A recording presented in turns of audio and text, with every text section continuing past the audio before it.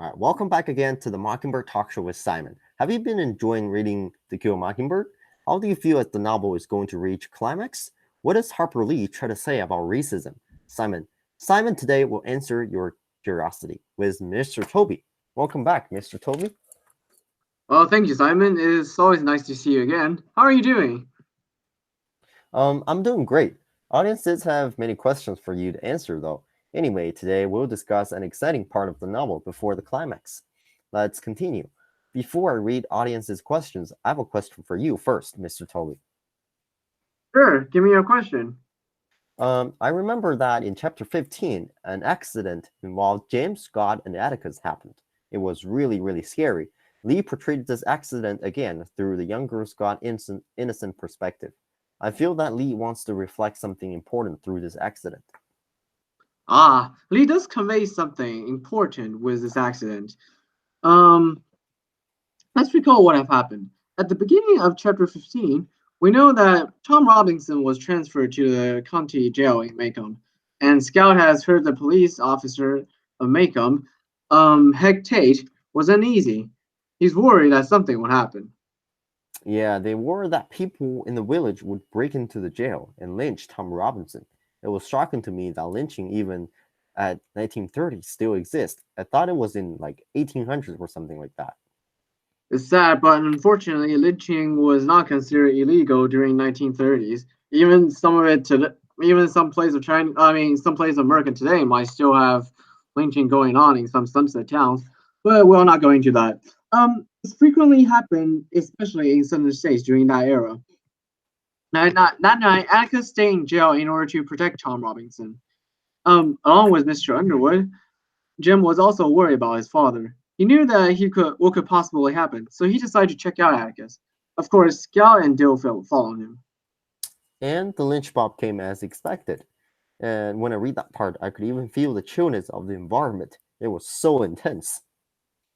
It was epic for sure. Atticus was directly comforting the lynch mob, and he even asked that the dangerous question, "Do you really think so?"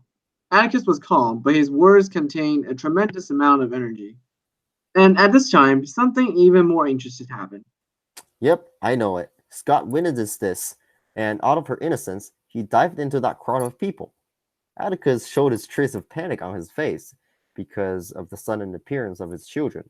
He is afraid that the lynch mob is going to hurt his children.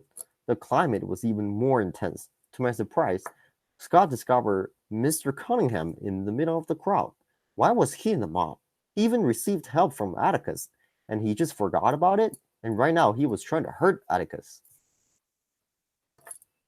Well, it's not really that surprising to find Mr. Cunningham in the lynching mob.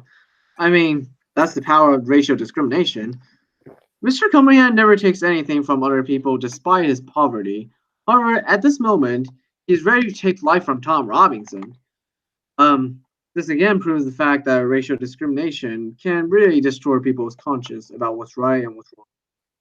But at this time, Scott rushed out, and to be honest, I was really nervous for her. But later, she completely turned the whole situation around. So, Mr. Toby, why do you think a girl can even repel a really angry lynch mob composed of strong adults? I mean, this came to the points that Lee wants to express, I believe at least. Scout was simply wanted to go out there and spring a little surprise on him. She had a pure heart, and at that time she did not figure out what really happened. She really took Mr. Cunningham as a family friend as she was talking to him. This was a power that repelled the mob. Do you mean that the simplicity of Scott actually makes them go back? Well, yeah, but not only simplicity, her genuine attitude plus her kindness changed everything. These two things can go deep into one's heart and rouse his or her conscience. I think what Lee was trying to say right here is that although the conscience can be destroyed by prejudice, discrimination, but it can be restored. Scout's genuine grease restored Mr. Cunningham's conscience. Yeah. I think this power to restore others' conscience is stronger than any physical power.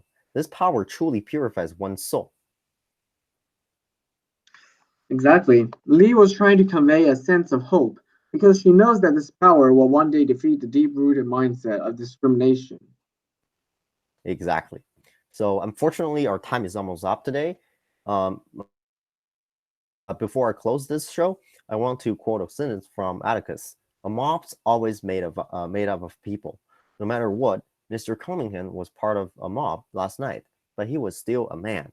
Every mob in every little southern town is always made up of people you know. Doesn't say much for them, does it? Because we're humans. We have conscience. And as long as we have conscience, there is hope. So thank you so much, Mr. Toby. The next episode will be our last episode on To Kill a Mockingbird. I hope to see you again. See you again, Mr. Simon, and thank you very much.